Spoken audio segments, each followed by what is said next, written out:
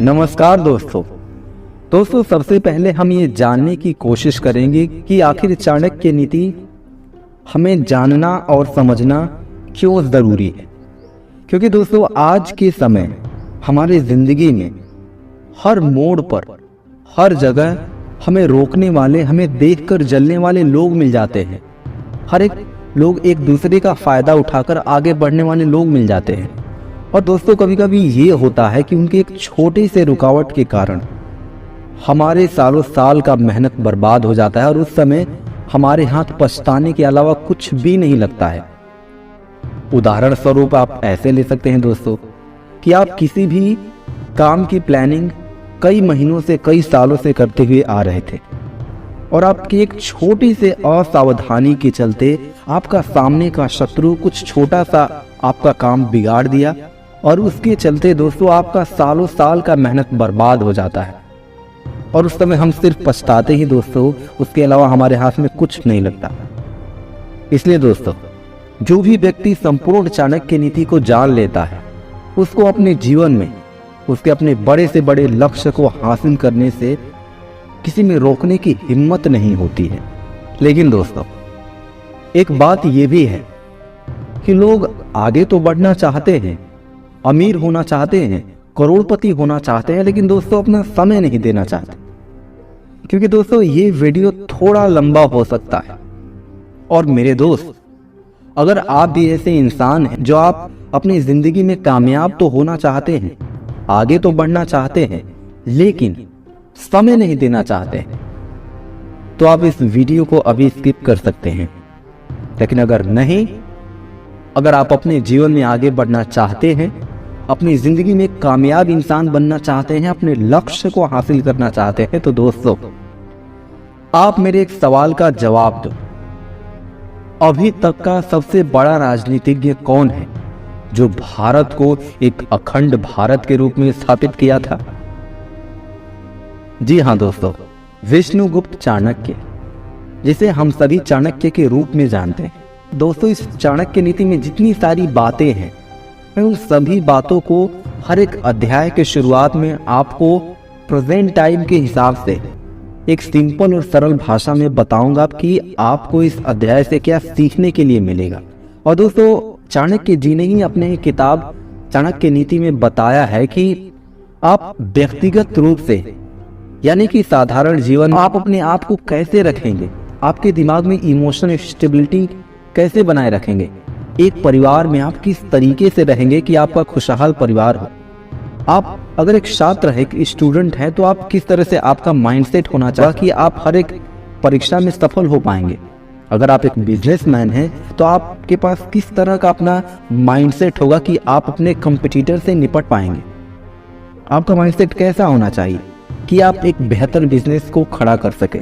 साथ ही साथ दोस्तों आप सामाजिक स्तर पर और राजनीतिक स्तर पर आप खुद को कैसे रखें ताकि आपको अपने लक्ष्य में कामयाब होने से, अपनी जिंदगी में आगे बढ़ने से रोकने की किसी में हिम्मत ना हो। और दोस्तों इस चाणक्य नीति के बदौलत ही एक साधारण से बालक चंद्रगुप्त मौर्य को अखंड भारत साम्राज्य का राजा बना दिया। दोस्तों जिस प्रकार से चंद्रगुप्त मौर्य को अखंड भारत स्थापित करने से रोकने में किसी की हिम्मत नहीं थी, ठीक उसी प्रकार से अगर आप पूरे चाणक्य नीति को अच्छे ढंग से समझ लेते हैं, आप पूरे चाणक्य नीति को जान लेते हैं, तो आपको अपने बड़े से बड़े लक्ष्य को हासिल करने से रोकने में किसी की हिम्मत नहीं होगी।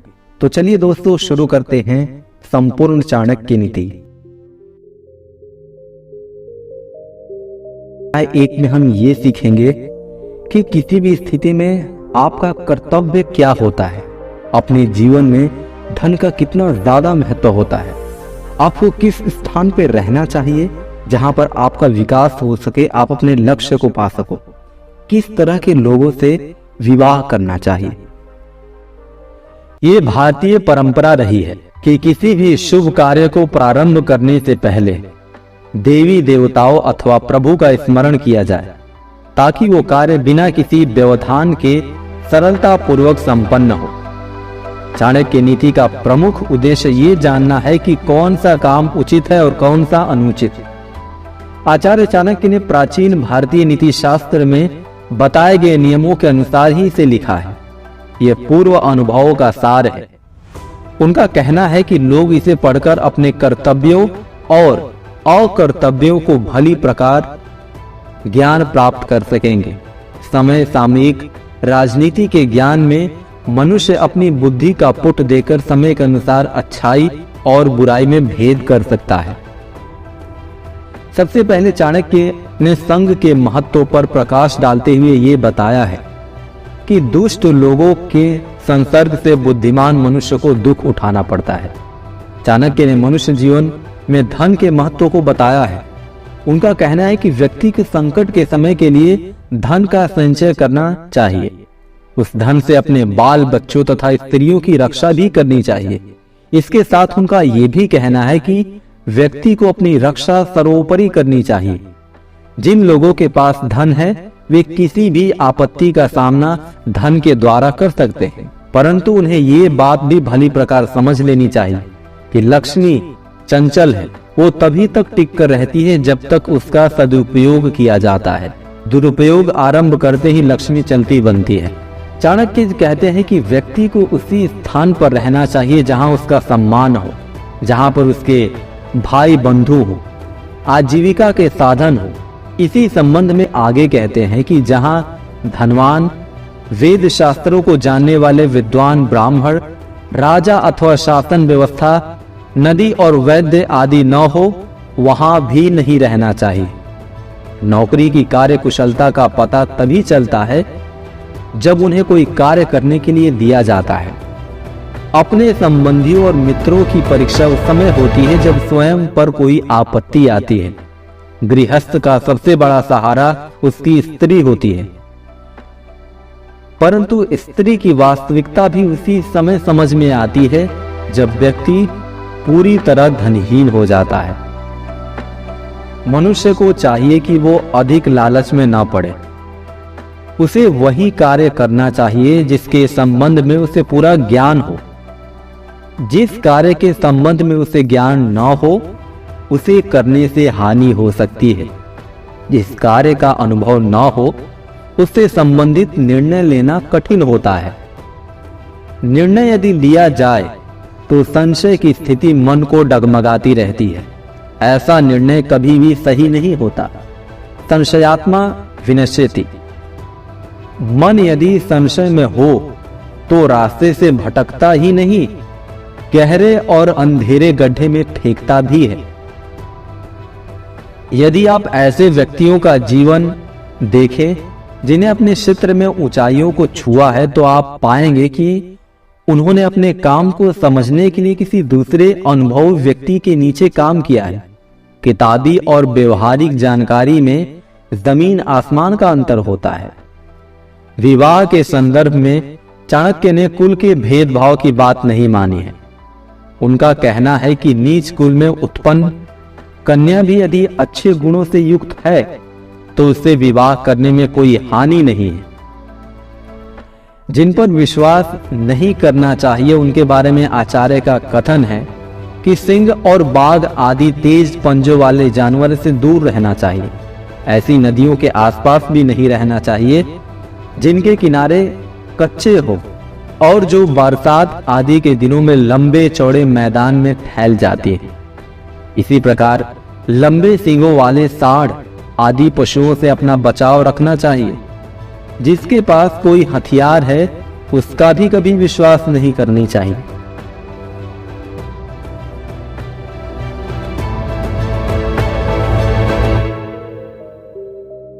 दोस्तों, अध्याय 2 में हम सीखेंगे कि स्त्रियों और महिलाओं के प्रति हमारा आचरण और व्यवहार कैसा होना चाहिए। महिलाओं के साथ में हमें कैसे रहना है, सुखी परिवार कैसा होता है और बुरे लोगों से हम कैसे निपटेंगे। चाणक्य ने बार बार इस बात पर जोर दिया है कि माता पिता को चाहिए कि वे अपनी संतान को गुणवान बनाएं, उनका ध्यान रखें और उन्हें बिगड़ने न दें। आचार्य कहते हैं कि व्यक्ति को चाहिए कि वो अपना समय सार्थक बनाए, अच्छा कार्य करे, इसके साथ ही उनका कहना है कि सब लोगों को अपना कार्य अर्थात कर्तव्य पूरा करना चाहिए। कौटिल्य ने मनुष्य को बार बार सचेत किया है कि उसे वास्तविकता समझनी चाहिए, गफलत में नहीं रहना चाहिए। उसे यह ज्ञात होना चाहिए कि वैश्य का प्रेम एक धोखा है, इसलिए उसे इस प्रकार की स्त्रियों तथा दुष्ट पुरुषों से बचना चाहिए। उसे चाहिए कि वो प्रेम और मित्रता अपने बराबर वालों से ही रखे। सुख उसी परिवार को प्राप्त होता है जहां सब एक दूसरे का सम्मान करते हैं, एक दूसरे में श्रद्धा रखते हैं, अर्थात पुत्र को पिता और पिता को पुत्र का ध्यान रखना चाहिए। ये संसार बड़ा विचित्र है। कुछ लोग ऐसे भी होते हैं जो सामने तो मीठी बातें करते हैं परंतु पीठ पीछे बुराइयां करते हैं। ऐसे लोगों से बचना चाहिए। चाणक्य तो यहां तक कहते हैं कि मन से सोची हुई बात का वाणी से भी उल्लेख नहीं करना चाहिए, अर्थात अपना रहस्य अपने मित्र को भी नहीं बताना चाहिए। मूर्खता तो कष्टदायक होती है। जवानी और दूसरे के घर में आश्रित होकर रहना भी भारी दुख देने वाला होता है। उसके साथ ये भी ध्यान में रखना चाहिए कि श्रेष्ठ और उत्तम वस्तुओं तथा सज्जन लोग सब स्थानों पर प्राप्त नहीं होते। दोस्तों, अध्याय 3 में हम सीखेंगे कि एक मनुष्य का व्यवहार कैसा होना चाहिए, अपने पुत्री का विवाह कैसे घर में करना चाहिए, किस तरह से अपने शत्रु से निपटेंगे, किस तरीके के भाषा का इस्तेमाल करके आप किसी भी चीज को अपने पक्ष में कर सकते हैं, आप उस पक्ष को जीत सकते हैं। आचार्य ने विशेष रूप से मनुष्य के आचार अर्थात चरित्र के संबंध में कुछ बातें कही हैं। उन्होंने माना है कि अच्छे से अच्छे कुल में कहीं न कहीं किसी प्रकार का दोष मिल जाता है और संसार में ऐसा कौन सा पुरुष है जो कभी रोगों का शिकार न हुआ हो। सभी में कोई न कोई व्यसन भी होता है। इस संसार में लगातार किसको सुख प्राप्त होता है, अर्थात कोई सदा सुखी नहीं रह सकता, कभी न कभी वो कष्टों में पड़ता ही है। सुख दुख का संबंध दिन रात की तरह है। महान व्यक्तियों और धर्मात्माओं को अनेक कष्ट उठाने पड़ते हैं, ऐसा संसार का नियम है। चाणक्य का मानना है कि मनुष्य के आचार व्यवहार से, बोलचाल से, दूसरों के प्रति मान सम्मान प्रकट करने से उसके कुल की विशिष्टता का ज्ञान होता है। आचार्य का मानना है कि पुत्री का विवाह अच्छे आचरणशील परिवार में करना चाहिए और पुत्रों को ऐसी प्रेरणा देनी चाहिए कि वे उच्च शिक्षा प्राप्त करें। शिक्षा ही जीने की कला सिखाती है। शत्रु को व्यसनों में फंसाने की बात करते हुए आचार्य संकेत करते हैं कि शत्रु का नाश बौद्धिक चातुर्य के साथ किया जाना चाहिए, इसलिए सावधान रहें और लाभ उठाएं। चाणक्य ने शिक्षा और बुद्धिमत्ता पर सब कार्यों की अपेक्षा अधिक जोर दिया है। वे कहते हैं कि मूर्ख भी सज्जन और बुद्धिमान की तरह 2 पैर वाला होता है, परंतु वो 4 पैर वाले पशु से भी निकृष्ट और गया गुजरा माना जाता है, क्योंकि उसके कार्य सदैव कष्ट पहुंचाने वाले होते हैं। चाणक्य कहते हैं कि यदि कोई व्यक्ति अच्छे कुल में उत्पन्न हुआ है तथा रूप और यौवन आदि से भी युक्त है, परंतु उसने विद्या ग्रहण नहीं की, तो ये सब उसी प्रकार निरर्थक है जिस प्रकार बिना सुगंध के सुंदर फूल। उनका मानना है कि किसी का सम्मान उसके गुणों के कारण होता है, न कि रूप और यौवन के कारण। आचरण से संबंधित एक और महत्वपूर्ण बात चाणक्य ने कही है कि यदि किसी एक व्यक्ति के बलिदान से पूरे कुल का कल्याण हो तो उसका बलिदान कर देना चाहिए, परंतु उन्होंने मनुष्य को सर्वोपरि माना है और वे कहते हैं कि यदि व्यक्ति अपने कल्याण के लिए चाहे तो प्रत्येक वस्तु का बलिदान कर सकता है। उनका मानना है कि व्यक्ति को अपनी निर्धनता दूर करने के लिए, उद्यम और पापों से बचने के लिए प्रभु का स्मरण करते रहना चाहिए। उन्होंने बार बार मनुष्य को सचेत किया है कि किस प्रकार कष्टों से बच सकता है। उनका कहना है कि व्यक्ति को सदैव सतर्क रहना चाहिए, आचरण में आचार्य किसी भी तरह की अति के पक्ष में नहीं है। आचार्य के अनुसार मधुर भाषण करने वाला व्यक्ति समूचे संसार को अपना बना सकता है। अपने कुपुत्र होने के बजाय एक सुपुत्र होना कहीं अच्छा है। चाणक्य ने बाल मनोविज्ञान पर भी प्रकाश डाला है। उनका कहना है कि 5 वर्ष तक की आयु के बच्चे से लाड़ दुलार करना चाहिए। इसके बाद की आयु में अनुशासित करने के लिए डांट फटकार ताड़ना करने की आवश्यकता हो तो वो भी करनी चाहिए। परंतु जब बच्चा 16 वर्ष की आयु तक पहुंच जाता है तब उसे मित्र के समान समझकर व्यवहार करना चाहिए। श्लोक में पुत्र शब्द का प्रयोग संतान के अर्थ में किया गया है। बेटियों के संदर्भ में भी यही नियम लागू होता है। आचार्य ने बार बार मनुष्यों को ये बताने समझाने का प्रयत्न किया है कि ये मानव शरीर अत्यंत मूल्यवान है। व्यक्ति को अपना दायित्व निभाने के लिए यथाशक्ति धर्माचरण करते रहना चाहिए। चाणक्य इस अध्याय के अंत में समूचे समाज को मूर्खों से बचने का परामर्श देते हैं। अपने अन्न तथा अन्य उत्पाद को ठीक ढंग से संभाल कर रखना चाहिए और आपस में प्रेम पूर्वक रहना चाहिए। झगड़े फसाद में अपना जीवन नष्ट नहीं करना चाहिए। ऐसा करके हम स्वयं को दुख के गर्त में डालते हैं। दोस्तों, अध्याय 4 में हम सीखेंगे कि किसी भी चीज के प्रति आपका कर्म कैसा होना चाहिए। आपके अपनी जिंदगी में एजुकेशन कितना ज्यादा महत्वपूर्ण होता है। धर्म क्या है?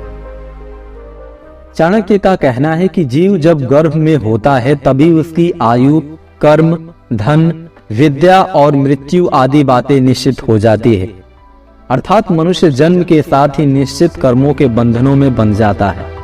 इस संसार में आने के बाद सज्जनों के संसर्ग के फल स्वरूप व्यक्ति सांसारिक बंधनों से मुक्त होता है। अच्छे लोगों का साथ हर तरह से मनुष्य की रक्षा के लिए ही होता है। आचार्य के अनुसार मनुष्य जब तक जीवित है तब तक उसे पुण्य कार्य करते रहना चाहिए, क्योंकि इसी से उसका कल्याण होता है। और जब मनुष्य देह त्याग देता है तो वो कुछ भी नहीं कर सकता। विद्या को चाणक्य ने कामधेनु के समान बताया है। जिस तरह कामधेनु से सभी इच्छाएं पूरी हो जाती है, उसी प्रकार विद्या से मनुष्य अपनी सभी मनोकामनाएं को पूर्ण कर सकता है। विद्या को बुद्धिमानों ने गुप्त धन भी कहा है।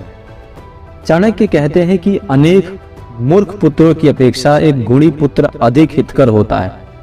उनका कहना है कि मूर्ख पुत्र यदि दीर्घ आयु वाला होता है तो वो आयु भर कष्ट देता रहता है।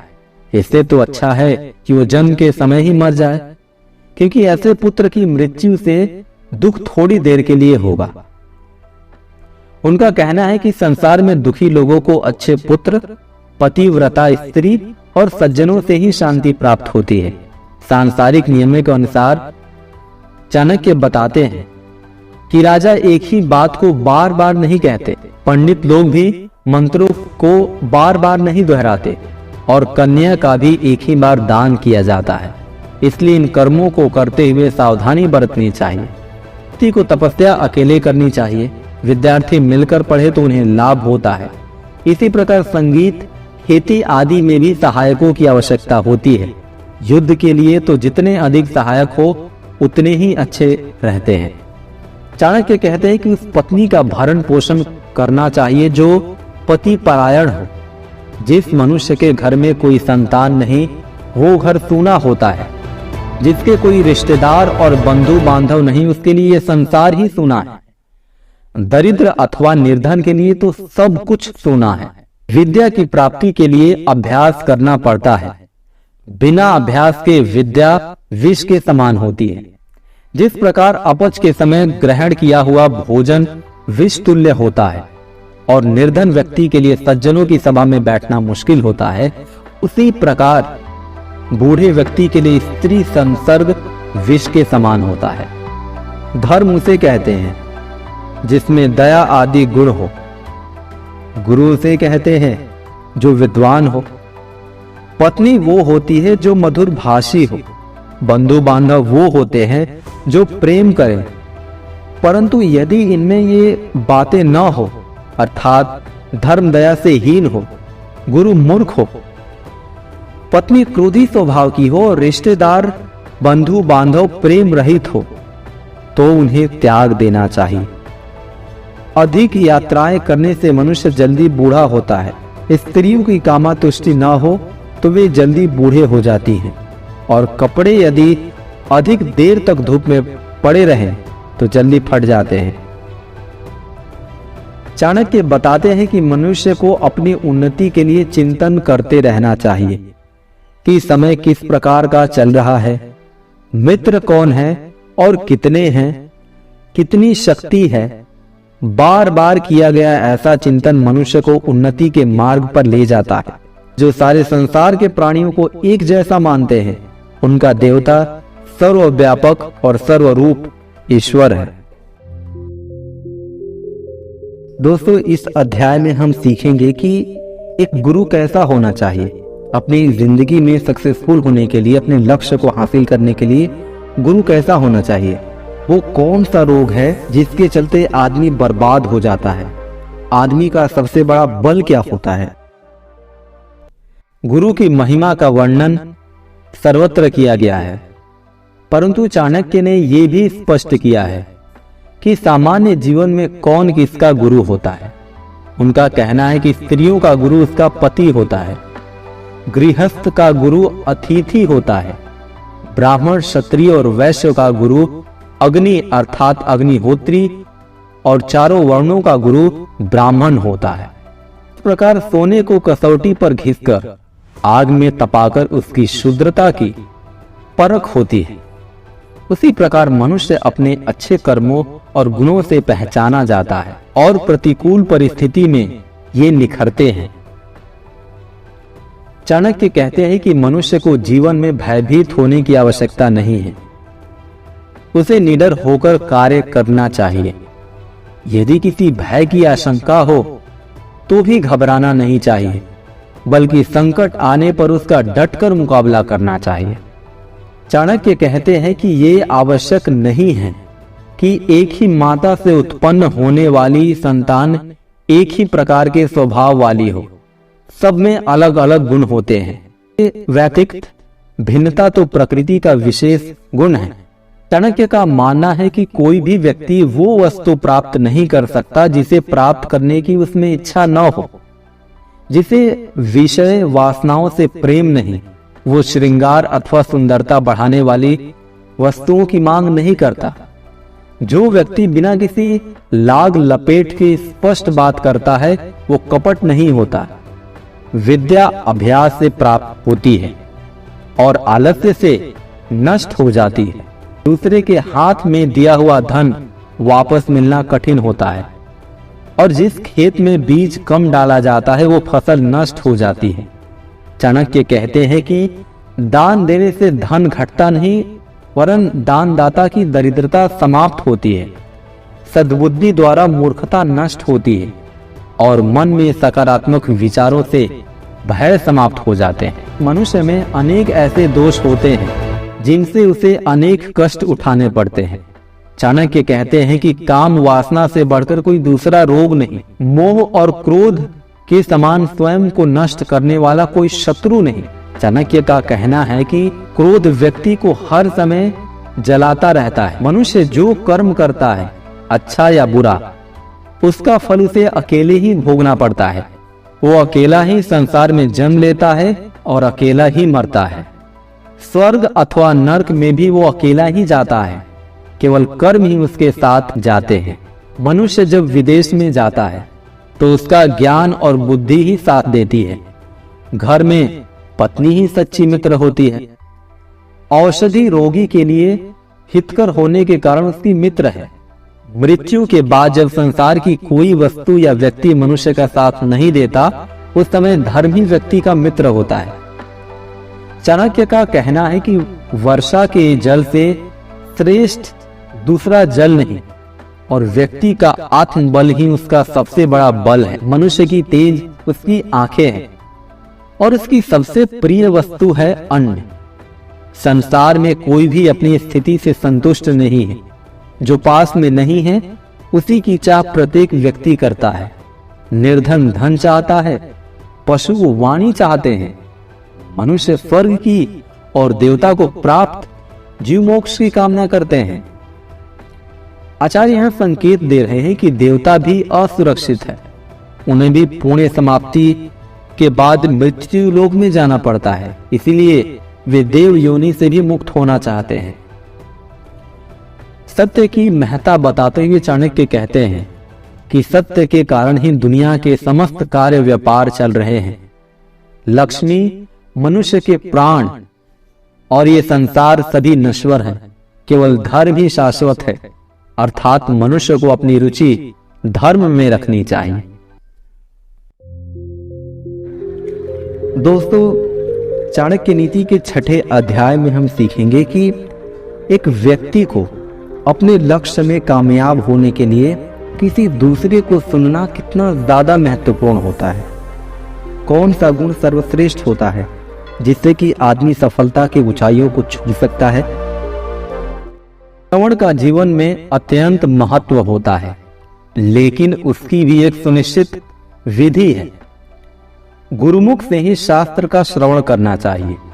गुरु विद्वान और अनुभवी होता है, इसलिए उसके सुने वचनों को जीवन में धारण करने से भटकाव समाप्त होता है, निश्चित दिशा मिलती है।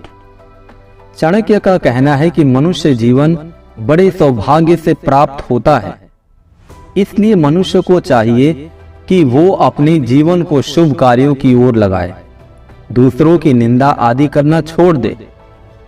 वेद आदि शास्त्रों के पढ़ने और शुभ कार्य करने से मनुष्य इस संसार में यश को प्राप्त होता है। चाणक्य कहते हैं, जिस मनुष्य के पास धन है, सभी उसके भाई बंधु मित्र बनने को तैयार हो जाते हैं और उसे ही श्रेष्ठ पुरुष मान लिया जाता है। वे ये भी कहते हैं कि जैसी होनी होती है, मनुष्य की बुद्धि और उसके कर्म भी उसी प्रकार के हो जाते हैं। इस संसार में समय ही ऐसी वस्तु है जिसे टाला नहीं जा सकता। चाणक्य के अनुसार जब मनुष्य अपने स्वार्थ में अंधा हो जाता है तो उसे अच्छे बुरे में अंतर दिखाई नहीं देता। मनुष्य का बंधन और मुक्ति उसके द्वारा किए जाने वाले कर्मों पर ही आश्रित होते हैं, क्योंकि वो जैसा कर्म करता है उसे वैसा ही फल भोगना पड़ता है। आचार्य के अनुसार प्रजा के कार्यों का फल राजा को, पत्नी के कार्यों का फल पति को तथा पिता द्वारा छोड़ा गया ऋण पुत्रों को चुकाना पड़ता है। व्यभिचारिणी माता और मूर्ख पुत्र मनुष्य के लिए शत्रु के समान होते हैं। चाणक्य समान जीवन में आने वाली समस्याओं पर प्रकाश डालते हुए कहते हैं, किसी का लोभी व्यक्ति से पाला पड़ जाए तो उसे धन देकर, विद्वान को अपने मधुर व्यवहार से और मूर्ख तथा दुष्ट को उसके अनुकूल व्यवहार से वश में किया जा सकता है। ऐसे राज्य में रहना उचित नहीं जहां सुव्यवस्था न हो। इसी प्रकार दुष्ट से मित्रता करने के बजाय मित्र रहित रहकर जीवन गुजार देना ज्यादा हितकर है। चाणक्य का कहना है कि सिंह से एक गुण सीखना चाहिए, किसी भी कार्य को करते समय उसमें अपनी पूरी शक्ति लगाना। बगुला मछली पकड़ने के लिए आंखें बंद करके एक टांग पर खड़ा होता है। ये इंद्रियों को वश में करने का उदाहरण है। ये बगुले से सीखने योग्य गुण है। प्रयास करना महत्वपूर्ण है, इसलिए उसे करने से पहले अपनी क्षमता को परख ले। बगुला ये निश्चित हो जाने के बाद ही कि अब शिकार बच नहीं सकता, अपना प्रयास करता है। इसी प्रकार मुर्गे से 4 बातें सीखनी चाहिए। मनुष्य को ब्रह्मा मुहूर्त में उठना, झगड़े का संकट उत्पन्न होने पर पीछे न हटना और जो कुछ भी प्राप्त हो उसे अपने भाई बंधुओं में बांटकर ही उपयोग में लाना। इसी प्रकार कौवे में भी 5 गुण होते हैं। छिपकर मैथुन करना, हठी होना, समय समय पर वस्तुओं को इकट्ठा करना, हमेशा चौकन्ना रहना तथा किसी पर विश्वास न करना। कुत्ते में बहुत अधिक खाने की शक्ति होती है, परंतु जब उसे बहुत कम भोजन मिलता है तब भी वो उसी में संतोष कर लेता है। वो एकदम गहरी नींद में सो जाता है, परंतु अत्यंत सतर्क रहता है और जरा सी आहट होने पर भी जाग उठता है। उसे अपने मालिक से प्रेम होता है और समय पड़ने पर वो वीरता पूर्वक शत्रु से लड़ता भी है। इसी प्रकार गधा अत्यंत थका होने पर भी अपने काम में लगा रहता है। उसे सर्दी गर्मी आदि किसी बात का कष्ट नहीं होता और अपने जीवन से पूर्ण रूप से संतुष्ट रहता है। चाणक्य के अनुसार जो व्यक्ति इन गुणों को धारण कर लेता है उसे जीवन में सफलता प्राप्त होती है। सफलता की कामना करने वाले को चाहिए कि वो इन गुणों को अपने जीवन में विशेष स्थान दे। इनके आधार पर ही अपनी संभावनाओं को भी आंक सकते हैं। देखिए, कसौटी पर घिसकर अपने खरेपन। दोस्तों, चाणक्य नीति अध्याय 7 में हम जानेंगे कि किस कारण से हमें धन की हानि होती है। बिजनेस में लेन देन कितना महत्वपूर्ण होता है। ताकतवर दुश्मन को हम कैसे वश में कर सकते हैं, अपना काम करवा सकते हैं। वो क्या 3 चीजें हैं जो दिखाई तो नहीं देती आंखों से, लेकिन बहुत ज्यादा महत्वपूर्ण होती है हमें जीवन में आगे बढ़ने के लिए। मनुष्य को कई कारणों से धन की हानि होती है। कई कारणों से वो दुखी रहता है। परिवार में कभी कुछ दोष भी आ जाते हैं तथा कई बार उसे धूर्त लोगों के हाथों से धोखा भी उठाना पड़ता है। चाणक्य का कहना है कि मनुष्य को ऐसी बातों को किसी दूसरे पर प्रकट करने की आवश्यकता नहीं, क्योंकि ऐसा करने से जग हंसाई के अतिरिक्त कुछ हाथ नहीं आता। इससे सामाजिक प्रतिष्ठा पर भी आंच आती है। जो मनुष्य लेन देन के संबंध में संकोच करता है उसे हानि उठानी पड़ती है। किसी विद्या की प्राप्ति अथवा गुण सीखते समय भी मनुष्य को संकोच नहीं करना चाहिए।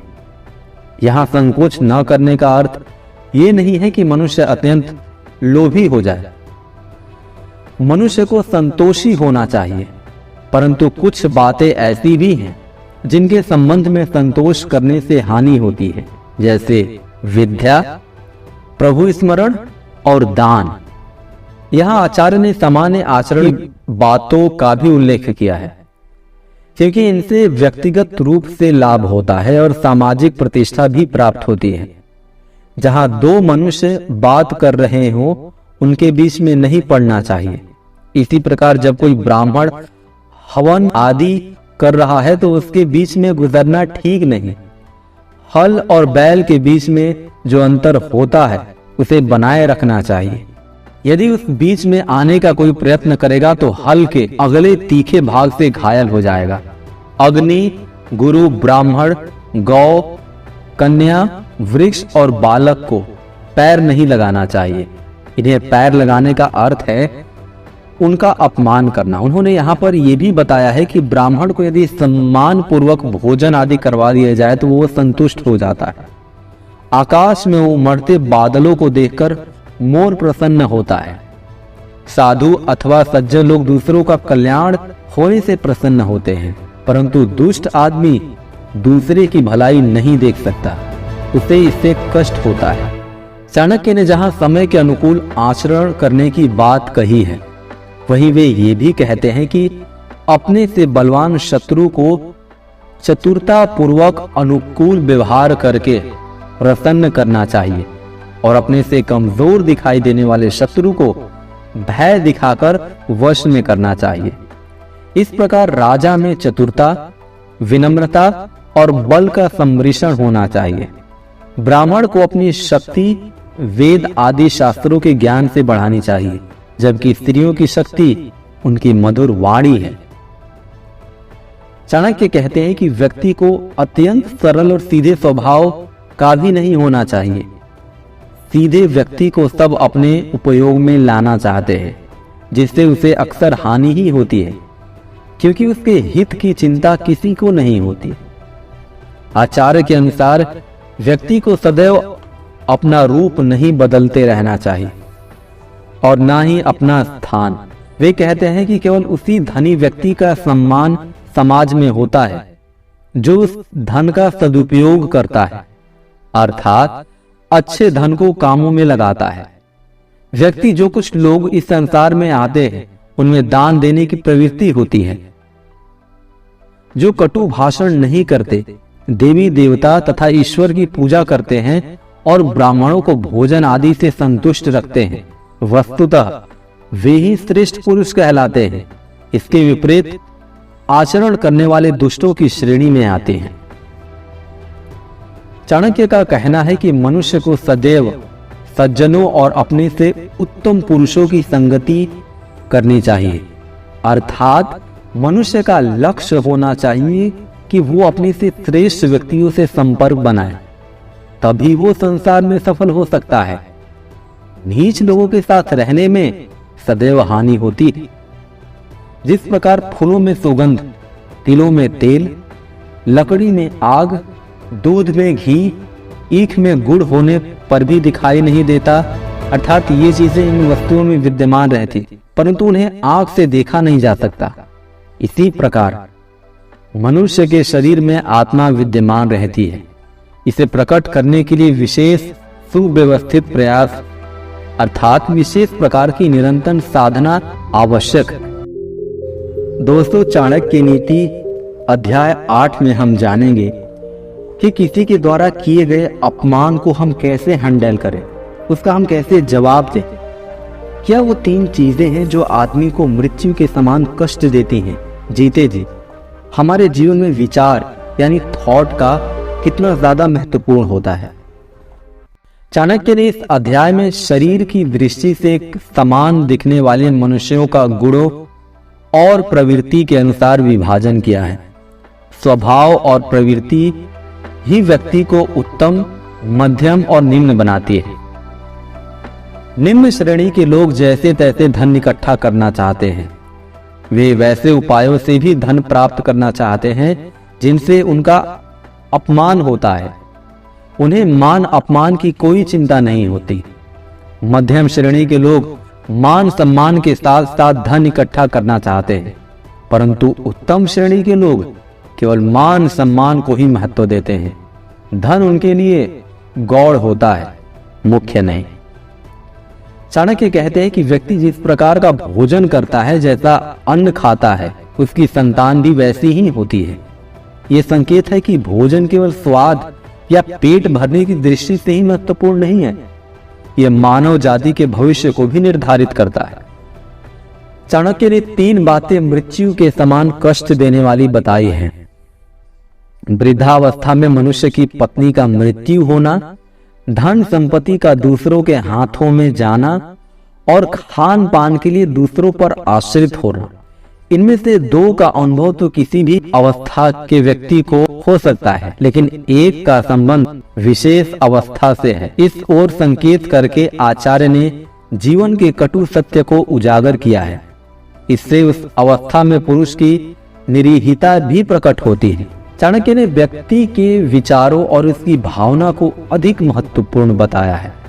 उन्होंने कहा है कि लकड़ी, पत्थर और धातु की मूर्तियों की यदि शुद्ध भावना और श्रद्धा से पूजा की जाए तो सब कार्य पूर्ण हो जाते हैं। इन मूर्तियों में भगवान का वास उस रूप में नहीं होता जैसा कि लोग मानते हैं। मनुष्य की उच्च भावनाएं अथवा विचार ही मूर्ति को माध्यम बनाकर पूजक का कल्याण करते हैं। चाणक्य नीति अध्याय 9। दोस्तों, इस अध्याय में हम जानेंगे कि जीवन का सबसे उत्तम औषधि क्या है, कैसे हमारे शास्त्र सब शास्त्रों से महान है, अपने को किस समय कैसा काम करना चाहिए, मतलब अपने पूरे दिन को हम कैसे मैनेज करना चाहिए, सुबह के समय हमें क्या करना चाहिए, दोपहर के समय हमें क्या करना चाहिए। चाणक्य ने मनुष्य को जीवन का लक्ष्य बताते हुए कहा है कि जो व्यक्ति संसार से मुक्त होना चाहता है, उन्हें विषय वासनाओं का त्याग विष के समान कर देना चाहिए, अर्थात बेहिचक। जो नीच मनुष्य दूसरों के प्रति घृणा के कारण कठोर बात बोलते हैं, वे नष्ट हो जाते हैं। कोई भी उनका सम्मान नहीं करता। चाणक्य संसार की विचित्र धारणा को व्यक्त करते हुए बताते हैं कि सोने में सुगंध नहीं होती, ईख पर फल नहीं लगता, चंदन के वृक्ष पर फूल नहीं लगते, विद्वान व्यक्ति के पास धन नहीं होता और राजा को प्रायः अधिक आयु नहीं मिलती। ये बातें देखकर ऐसा लगता है कि परमेश्वर ने ये काम करते हुए बुद्धि का सहारा नहीं लिया। अर्थात भूल तो किसी से भी हो सकती है, काश परमात्मा ने ऐसा किया होता। चाणक्य कहते हैं कि अमृत सबसे उत्तम औषधि होती है, क्योंकि इससे मृत्यु रोग से मुक्ति मिल जाती है। सबसे बड़ा सुख भोजन की प्राप्ति है। ज्ञानेंद्रियों में सबसे उत्तम आंख है और शरीर के अंगों में सबसे श्रेष्ठ मनुष्य का सिर है। ब्राह्मण की विद्वता बताते हुए चाणक्य का कथन है कि आकाश में कोई गया नहीं, सूर्य चंद्रमा तक कोई पहुंचा नहीं, परंतु जिस विद्वान ब्राह्मण ने उनकी गति उनके ग्रहण से संबंधित ज्ञान दिया है और भविष्यवाणी की है, उसे विद्वान मानने में संकोच नहीं करना चाहिए। अर्थात पृथ्वी पर बैठे बैठे जिसने इन आकाशीय घटनाओं को पूरी तरह से सही आकलन कर लिया, वो अवश्य सराहना के योग्य है। चाणक्य ने अनेक स्थानों पर कहा है कि व्यक्ति को संसार में सतर्क होकर जीवन बिताना चाहिए। विद्यार्थी, नौकर, यात्री और भूख से दुखी, डरा हुआ व्यक्ति और द्वार रक्षक, इन्हें सदा जागते रहना चाहिए। यदि इन्हें सोता देखें तो इन्हें जगा दे, लेकिन राजा, सांप, बाघ, जंगली सुअर और दूसरों का कुत्ता तथा मूर्ख व्यक्ति यदि सोए पड़े हों तो इन्हें जगाना नहीं चाहिए, ये सोए ही हितकारी हैं। इस अध्याय में आचार्य चाणक्य ने ब्राह्मणों के संबंध में कहा है कि उन्हें पतित लोगों से किसी प्रकार की सहायता नहीं लेनी चाहिए, क्योंकि ऐसे लोगों के स्वार्थ भी तुच्छ ही होते हैं। समय आने पर उनकी पूर्ति में सहयोग करना और न करना दोनों ही स्थितियां दुविधा वाली है। सहयोग करने पर नैतिकता की हानि होती है तथा न करने पर कृतज्ञ होने का आभास होता है। आचार्य का कहना है कि मनुष्य को अपना वास्तविक स्वभाव नहीं छोड़ना चाहिए। अर्थात यदि सांप विष रहित है तो भी इसे अपने पर आक्रमण करने वाले को डराने के लिए फन फैलाते रहना चाहिए। इसका अर्थ यह है कि आडंबर से भी दूसरे व्यक्तियों को प्रभावित किया जा सकता है। किसी संत द्वारा सर्प को दिया गया ये उपदेश सभी ने पढ़ा सुना होगा कि फुफकारना जरूर चाहिए, भले ही डसने का मन ना हो। मूर्खों को इस बात का ज्ञान नहीं होता कि किस समय कौन सा कार्य किया जाए। वो प्रातः काल ही जुआ आदि खेलने लगते हैं, दोपहर का समय भोग विलास और रात्रि का समय चोरी आदि बुरे कामों में बिताते हैं। ये तीनों कार्य धर्म और कानून दोनों दृष्टि से निषिद्ध है। इनसे धन और सम्मान की हानि होती है। सबसे बढ़कर इनसे आत्मा का पतन होता है। चाणक्य का कहना है कि प्रभु की उपासना व्यक्ति को स्वयं करनी चाहिए। जिस प्रकार भूख प्यास तभी शांत होती है जब आप स्वयं भोजन खाते हैं और पानी पीते हैं, उसी प्रकार आपके द्वारा किए गए शुभ कर्म, ईश्वर उपासना आदि तभी पूरी तरह से फल देता है जब आप उसे स्वयं करें। व्यक्ति को कष्टों में धैर्य रखना चाहिए। धैर्य से कष्ट उतने दुखदायी प्रतीत नहीं होते जितना धैर्य न होने पर। अनुभव में तो यह भी आया है कि धैर्य दुख को कम ही नहीं करता, अपितु सुख को भी साथ के साथ उजागर कर देता है। ऐसे में दुख रहता ही नहीं है। श्री कृष्ण ने गीता में धैर्यशील को अमृत तत्व का अधिकारी माना है। यो धीरः स अमृत तत्वाय कल्पते। इस प्रकार मनुष्य का सबसे सर्वाधिक महत्वपूर्ण गुण धैर्य है। दोस्तों, चाणक्य नीति अध्याय 10 में हम जानेंगे सबसे बड़ा धन और श्रेष्ठ धन क्या है। जीवन में भाग्य कितना ज्यादा महत्वपूर्ण होता है।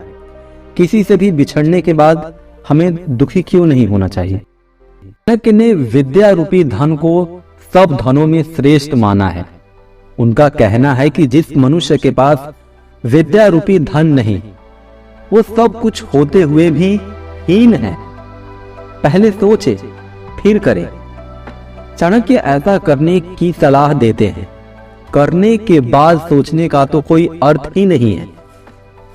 विद्यार्थी के कर्तव्य की ओर ध्यान दिलाते हुए आचार्य फिर कहते हैं कि जो विद्यार्थी विद्या प्राप्त करना चाहता है उसे सुख की अभिलाषा छोड़ देनी चाहिए। चाणक्य का मानना है कि व्यक्ति पुरुषार्थ के बावजूद भाग्य से ही निर्धन से धनी होता है। इस प्रकार जीवन में भाग्य की महत्वपूर्ण भूमिका है। नियति की गति को समझना ही बुद्धिमता है। चाणक्य यहाँ फिर कहते हैं कि मनुष्य को विद्या रूपी धन प्राप्त करना चाहिए, दानशील होना चाहिए, धर्म से युक्त होना चाहिए, परंतु जिस मनुष्य में ऐसी कोई बात भी नहीं, वो पृथ्वी पर पशु के समान है और एक भार रूप है। व्यक्ति को अपनी भीतरी योग्यता का ज्ञान होना चाहिए। जिसमें भीतरी योग्यता नहीं और जो बुद्धिहीन है, वेद आदि शास्त्रों से भी उसका कल्याण नहीं हो सकता। चाणक्य कहते हैं कि दुष्ट व्यक्ति सदा दुष्ट ही रहता है, वो अपना स्वभाव कभी नहीं छोड़ता। अपने बंधु बांधवों रिश्तेदारों में मनुष्य को निर्धन होकर अपना जीवन नहीं बिताना चाहिए। उसे चाहिए कि वो अपनी निर्धनता दूर करने का प्रयत्न करे।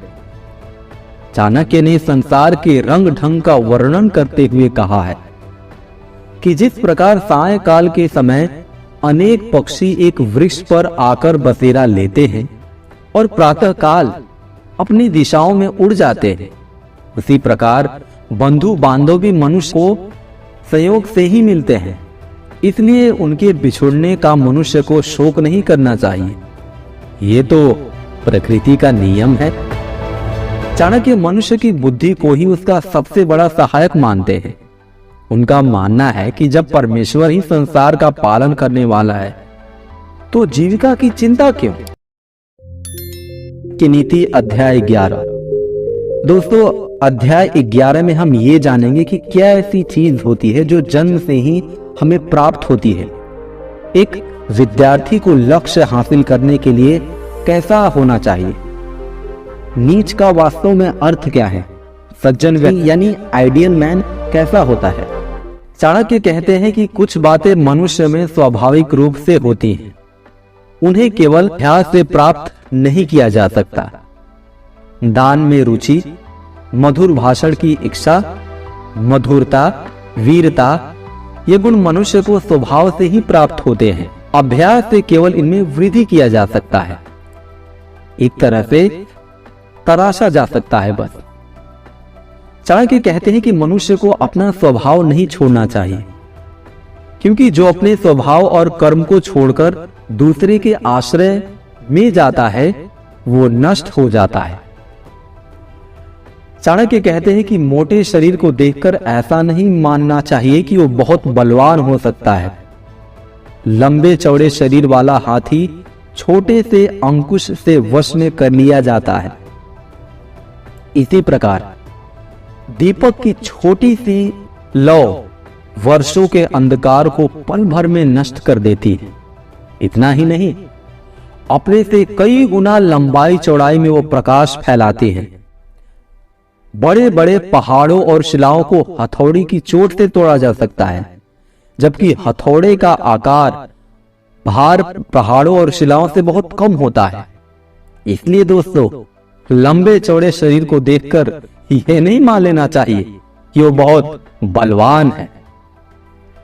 चाणक्य के अनुसार विद्यार्थी को विद्या की प्राप्ति के समय घर से मोह नहीं रखना चाहिए। यदि वो घर के मोह में फंसा रहेगा तो उसे विद्या प्राप्त नहीं होगी। उनका कहना है कि दुष्ट व्यक्ति को जितना भी समझाया जाए वो दुष्ट ही रहता है। उसका सज्जन बनना उसी प्रकार असंभव है जैसे नीम के पेड़ को दूध, घी, चीनी आदि से सींचने पर भी उसमें मिठास पैदा नहीं किया जा सकता। इसी संबंध में वे आगे कहते हैं कि जिस मनुष्य का अंतःकरण शुद्ध नहीं, यदि वो अनेक बार तीर्थ यात्रा भी करता है तो भी वो पवित्र नहीं हो सकता। आचार्य का मानना है कि गुणों की श्रेष्ठता को समझना प्रत्येक व्यक्ति के बस की बात नहीं है। जो उसके गुणों को नहीं समझता वो उसकी निंदा करने लगता है। विद्यार्थी के लिए कुछ और हिदायत देते हुए चाणक्य कहते हैं कि विद्यार्थी को काम, क्रोध, लोभ, मोह, खेल, तमाशे और श्रृंगार तथा अधिक सोने से बचना चाहिए, क्योंकि ये दुर्गुण और इनसे उसके मन में विक्षेप पैदा होता है। इनसे उसकी ऊर्जा का व्यय होता है, जिससे एकाग्रता पर असर पड़ता है। ब्राह्मण, क्षत्रिय आदि वर्णों के संबंध में बताते हुए चाणक्य कहते हैं कि जो व्यक्ति कंदमूल फल खाकर अपना जीवन बिताता है, जो प्रतिदिन पितरों का श्राद्ध करता है, ऐसे ब्राह्मण को ऋषि कहा जाता है। इस प्रकार ऋषि वो है जो संयमी है और अपने पूर्वजों के प्रति जिसके मन में सम्मान का भाव है। जो व्यक्ति एक समय के भोजन से संतुष्ट रहता है तथा अध्ययन अध्यापन का काम करता है, उसे द्विज कहते हैं। जो ब्राह्मण संसार के कामों में लगा हुआ है और पशुपालन, खेती आदि करता है, उसे वैश्य कहा जाता है। जो ब्राह्मण की सेवा करता है और शराब, मांस आदि बेचकर अपनी जीविका चलाता है, उसे शूद्र कहते हैं। उनका कहना है कि ब्राह्मण का कर्तव्य ये है कि वो अन्य लोगों के कार्य की सिद्धि में उनकी सहायता करे, दूसरों से छल कपट न करे। जो ब्राह्मण सार्वजनिक स्थलों जैसे कि बावड़ी, कुआं, तालाब, मंदिरों और पार्क आदि को अपवित्र करता है, वो म्लेच्छ है। जो ब्राह्मण और विद्वानों के धन को चुरा लेता है, दूसरों की स्त्रियों का सम्मान नहीं करता और सभी प्रकार के लोगों के साथ जीवन बिता लेता है, वो ब्राह्मण न होकर चांडाल होता है। अंत में चाणक्य कहते हैं कि सज्जन और महात्मा व्यक्ति धन को कभी इकट्ठा नहीं करते, वे उसे दान देने की वस्तु समझते हैं। वे इसका प्रयोग धर्म द्वारा यश प्राप्ति के लिए करते हैं, जबकि कंजूस धन का प्रयोग अपनों पर और स्वयं पर भी नहीं करते।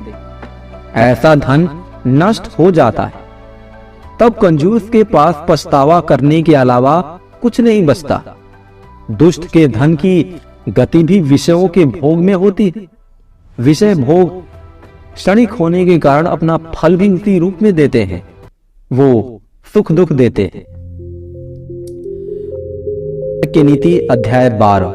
दोस्तों, हम इस अध्याय 12 के चाणक्य नीति में हम ये सीखेंगे कि सबसे सुखी व्यक्ति कौन है, हमारे जीवन में दान का कितना ज्यादा महत्व है, एक आदर्श घर कैसा होता है। अध्याय के प्रारंभ में चाणक्य उस गृहस्थ को सुखी बताते हैं जिसके घर में मंगल कार्य होते रहते हैं, जिसकी संतान बुद्धिमान हो, पत्नी मधुर भाषणी हो, जिसने सत्कर्मों से धन की प्राप्ति की हो, जिसके मित्र समय पर उसका साथ देने वाले हो, नौकर आदि उसकी आज्ञा का पालन करने वाले हो, जहां अतिथियों का स्वागत सत्कार होता हो, जो गृहस्थ नित्य नियमों से प्रभु की उपासना करता हो, और जिस घर में प्रतिदिन श्रेष्ठ स्वादिष्ट भोजन बनता हो, ऐसी गृहस्थी ही प्रशंसनीय होती है। अर्थात ऐसा गृहस्थ सदैव सुखी रहता है। दान का महत्व बताते हुए चाणक्य ने अनेक स्थानों पर कहा है कि दान देने से धन की कमी नहीं होती। हाँ, योग्य और विद्वान ब्राह्मणों को ही दान देना चाहिए, क्योंकि ऐसे व्यक्ति को दिया हुआ दान कई गुना होकर मिलता है। असल में देखा जाए तो धन का दान करना तो इसलिए भी लाभप्रद है क्योंकि ऐसा करके व्यक्ति यश और पुण्य की प्राप्ति करता है, जो धन की उपेक्षा बहुत ज्यादा समय तक रहने वाली है। इस संसार में नित्य ऐसे दुष्कर्म होते हैं जिनसे किसी के नष्ट होने का भय सा बना रहता है। जिस व्यक्ति ने अपने हाथों से कभी दान नहीं दिया, कानों से कभी शास्त्र वचन नहीं सुने, आंखों से कभी सज्जन व्यक्तियों के दर्शन नहीं किए, और जो कभी तीर्थों पर भी नहीं गया, चाणक्य कहते हैं कि ऐसा जीवन व्यर्थ है। होनी बड़ी प्रबल होती है, ये बात सभी जानते हैं। अपनी होनी अथवा भाग्य के कारण करील के वृक्ष पर पत्ते नहीं होते, तो इसके लिए वसंत को दोषी नहीं माना जा सकता। यदि उल्लू को दिन में दिखाई नहीं देता, तो उसमें सूर्य का क्या अपराध है? इसलिए जो कुछ भाग्य में लिखा है उसके प्रति किसी को दोष देना उचित नहीं। एक बहुत ही उपयुक्त उदाहरण देकर आचार्य चाणक्य ने कहा है कि दुष्ट व्यक्ति के पास रहने से भी सज्जन व्यक्ति अपनी सज्जनता का त्याग नहीं करता, जबकि सज्जन व्यक्ति की संगति में आकर दुष्ट सज्जन बन जाता है। सज्जनों के संबंध में आचार्य का कहना है कि उनके दर्शन मात्र से पुण्य फल की प्राप्ति होती है, परंतु जहां कोई सज्जन पुरुष नहीं होता, वहां का जीवन भी विष के उस कीड़े के समान होता है जो विष में ही उत्पन्न होता है। जिस प्रकार विष का कीड़ा विष से अप्रभावी रहता है, उसी प्रकार दुष्टों में रहने पर भी सज्जन व्यक्ति दुर्गुणों से कोसों मील दूर रहता है।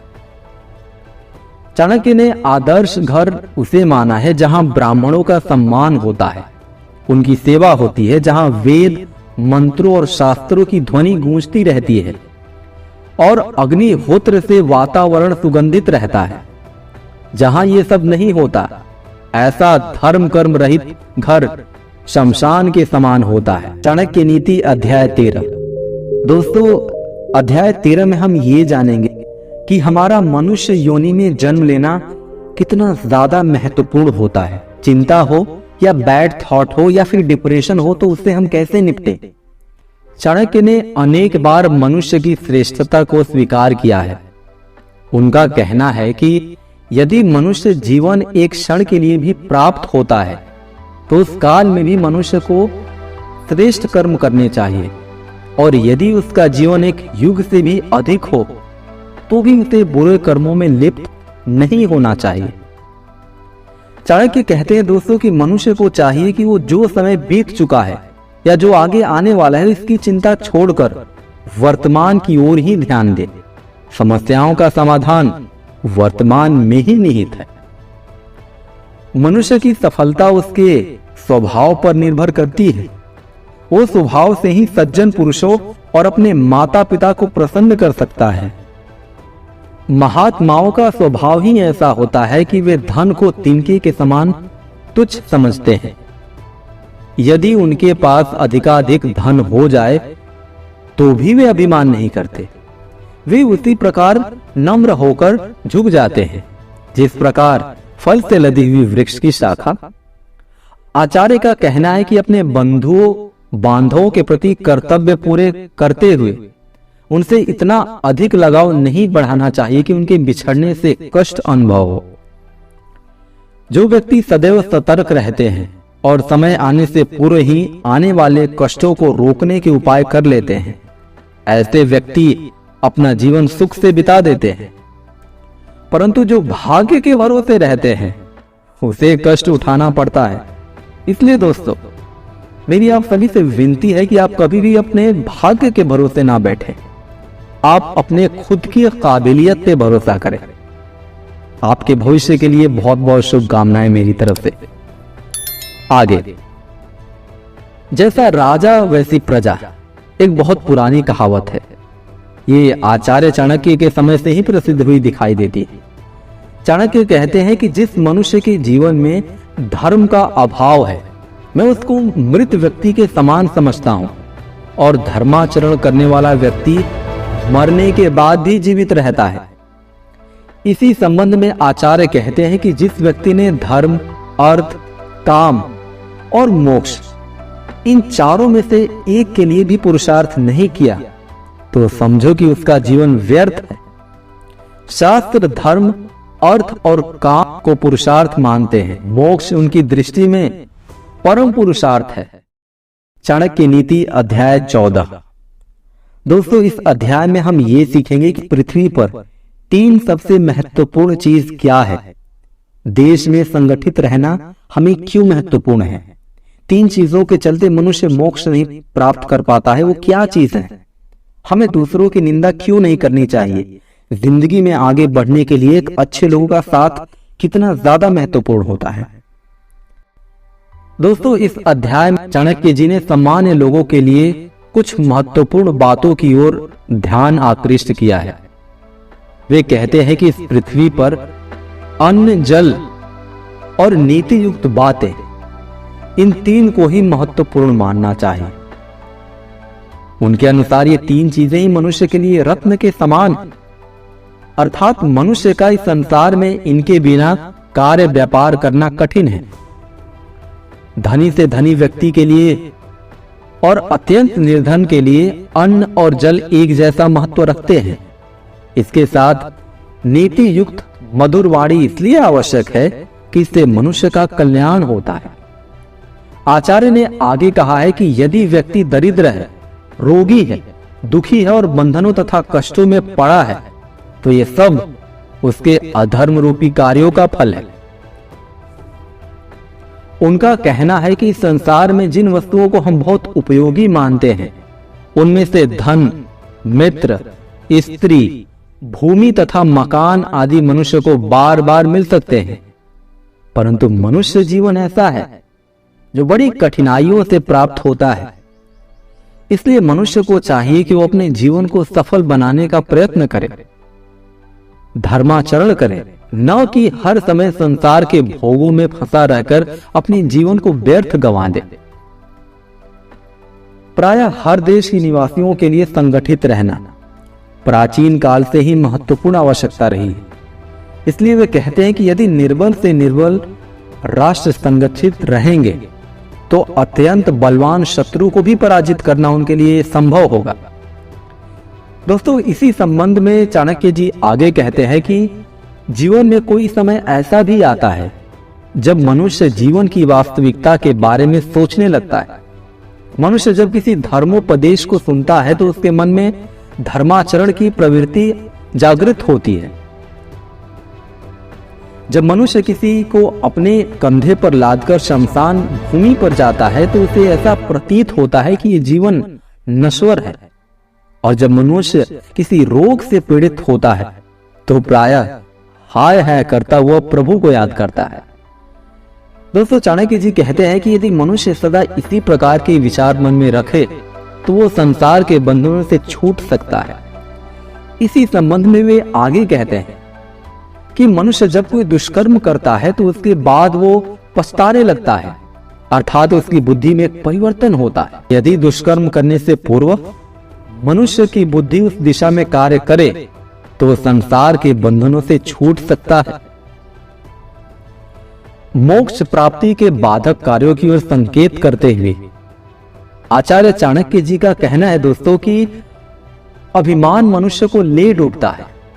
यदि कोई व्यक्ति ये समझता है कि उसके जैसा तपस्वी, दानी, शूरवीर और ज्ञानवान कोई दूसरा नहीं है तो ये उसका भ्रम है दोस्तों, क्योंकि संसार इतना विशाल है कि उसमें एक से बढ़कर एक गुणी व्यक्ति है। यह एक सामान्य सी बात की ओर इशारा करते हुए आचार्य जी ने कहा है कि समीपता और दूरी का संबंध हृदय से है, न कि स्थान से। चाणक्य ने यहाँ ऐसी कूटनीतिपूर्ण बात कही है जो किसी भी राज्य के लिए उपयुक्त हो सकती है। उनका कहना है कि जो राज्य आपको हानि पहुंचाता है, यदि आप में शक्ति से उसका निवारण करने की योग्यता नहीं है तो उसे मित्रता गांठ कर मधुर व्यवहार का दिखावा करते हुए बुद्धिपूर्वक शक्तिहीन कर देना चाहिए। दोस्तों, इसी संदर्भ में वे आगे कहते हैं कि मनुष्य यदि संसार को अपने वश में करना चाहता है तो उसे दूसरों की निंदा करना छोड़ देना चाहिए।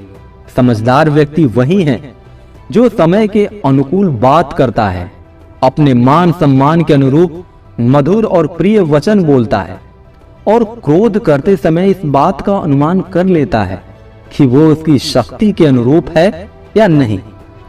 इसी के साथ ही वे कहते हैं कि संसार की प्रत्येक वस्तु को मनुष्य विभिन्न दृष्टिकोण से देखते हैं। स्त्री का उदाहरण देते हुए दोस्तों चाणक्य जी कहते हैं कि योगी स्त्री के स्वरूप को घृणा की दृष्टि से एक लाश के समान देखता है। कामी व्यक्ति उसे हर प्रकार से सुंदरता समझता है और कुत्ते की दृष्टि में वो एक मांस के लोथड़े के अलावा कुछ नहीं। सभी अपने भावों के अनुसार उसका दर्शन करते हैं।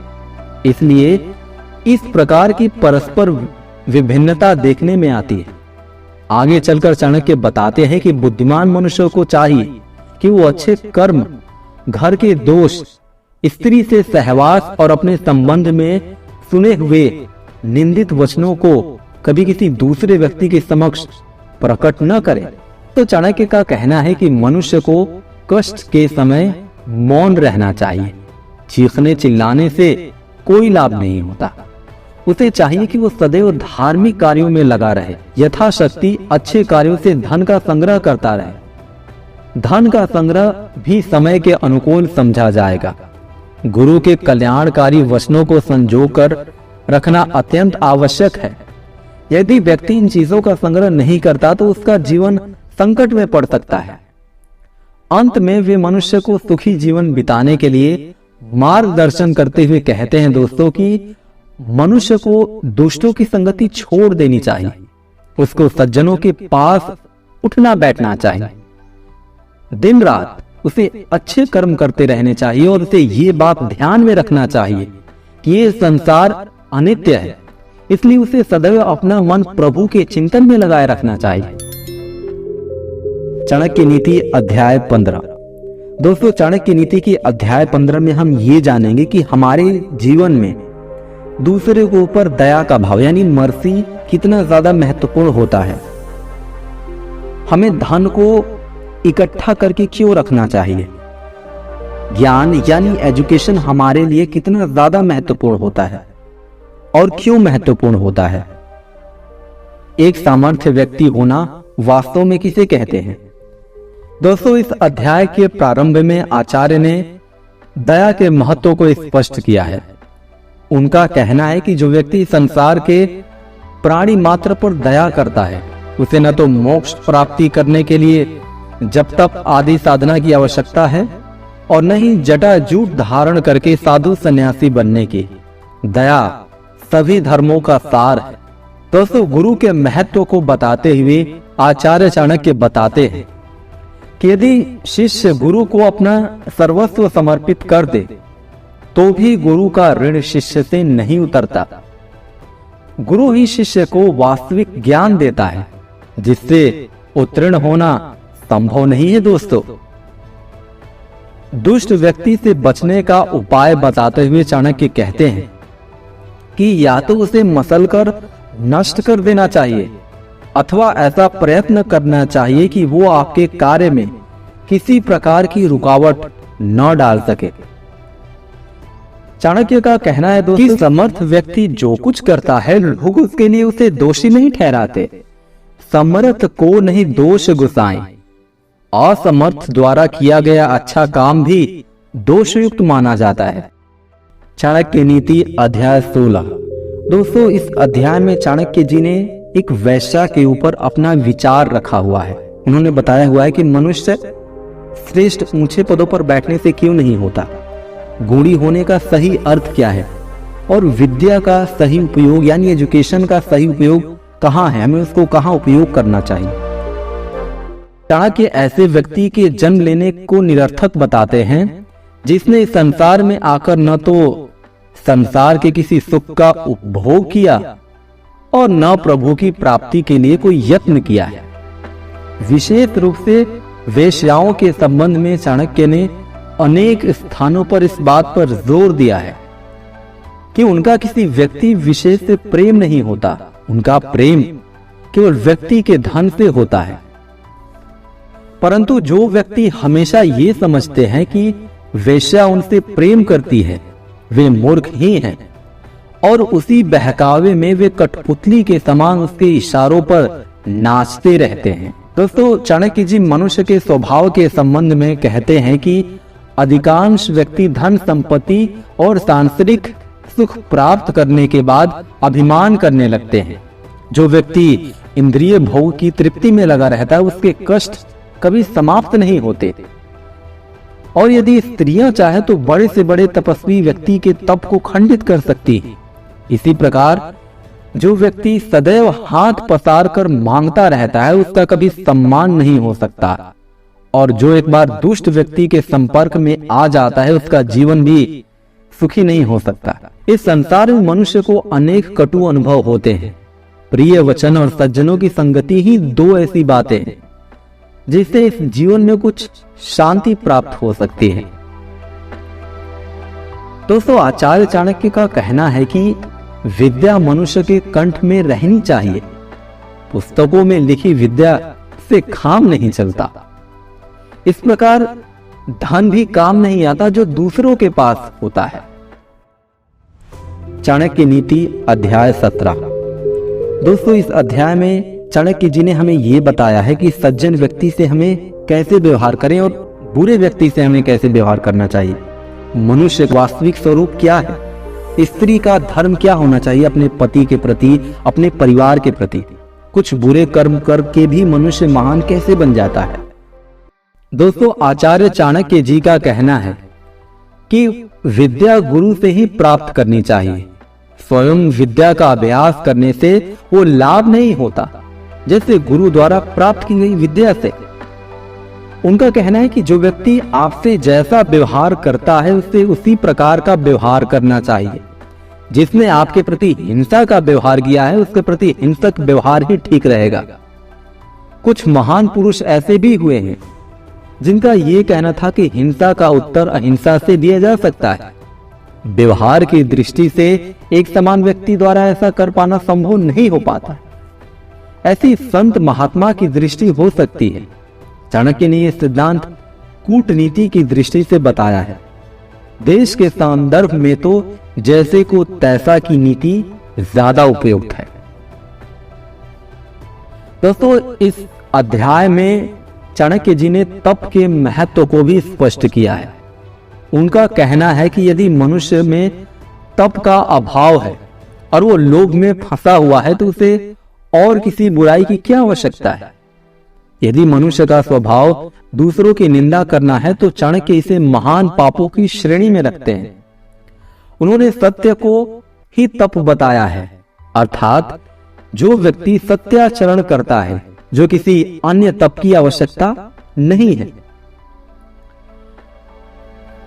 चाणक्य ने इस अध्याय में दान का महत्व बताते हुए कहा है कि जो व्यक्ति दान नहीं करता उसे धन की प्राप्ति नहीं हो सकती। चाणक्य कहते हैं कि मनुष्य का जो वास्तविक स्वरूप है उसको ही स्थिर रखना चाहिए। उसे प्राप्त करने के लिए किसी प्रकार के ढोंग की आवश्यकता नहीं है। अन्न और जल से बढ़कर कोई श्रेष्ठ दान नहीं। भूखे व्यक्ति को सोने चांदी की अपेक्षा भोजन की आवश्यकता होती है। उन्होंने गायत्री को सबसे श्रेष्ठ मंत्र बताया है। उनका यह भी कहना है कि सभी देवी देवताओं में सबसे श्रेष्ठ स्थान माता का है। दुष्ट व्यक्ति के संबंध में तो अनेक स्थानों पर उसकी दुष्टता का वर्णन किया गया है। दुर्जन अर्थात दुष्ट व्यक्ति सज्जनों को हर समय दुख देता रहता है। उसके शरीर का कोई ऐसा स्थान नहीं जो दुर्जनता से रहित हो।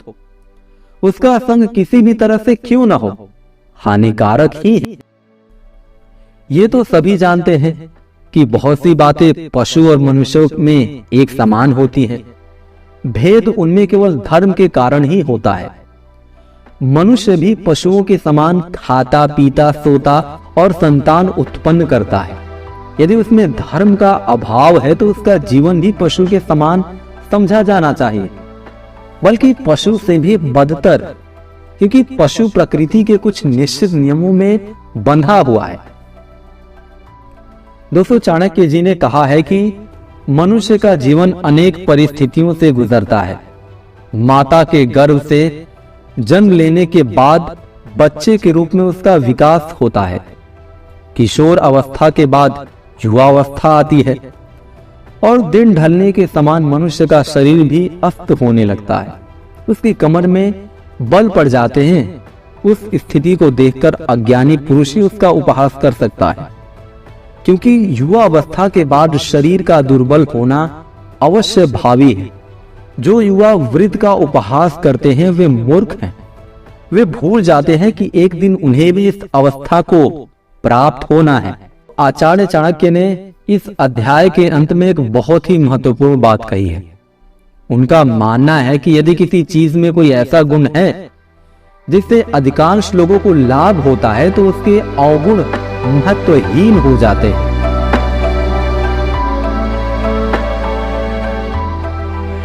दोस्तों, वीडियो देखने के लिए आप सभी का बहुत बहुत धन्यवाद। अगर वीडियो आपको अच्छा लगा तो कृपया आप हमारे चैनल को सब्सक्राइब करें, क्योंकि दोस्तों ये एक एजुकेशनल चैनल है और इसके जितने सारे थॉट हैं, जितनी सारी बातें हैं, वो आपको हर एक मोड़ पर अपने लक्ष्य को हासिल करने में ये चैनल आपको मदद करेगा। हमारा भी पूरा यही प्रयास है, तो कृपया आप हमारे चैनल को सब्सक्राइब करें और वीडियो को लाइक करें। तो ठीक है दोस्तों, अब मैं चलता हूँ। आप सभी लोग अपना ख्याल रखिए और फिर मिलते हैं कुछ ऐसे ही बेहतर वीडियो के साथ। और दोस्तों, चाणक्य नीति किताब का लिंक मैंने डिस्क्रिप्शन में दे दिया हुआ है, आप जाके चेक कर सकते हैं, क्योंकि यह किताब दोस्तों आपकी ज़िंदगी में आगे बढ़ने के लिए बहुत ही ज़्यादा मदद करेगा।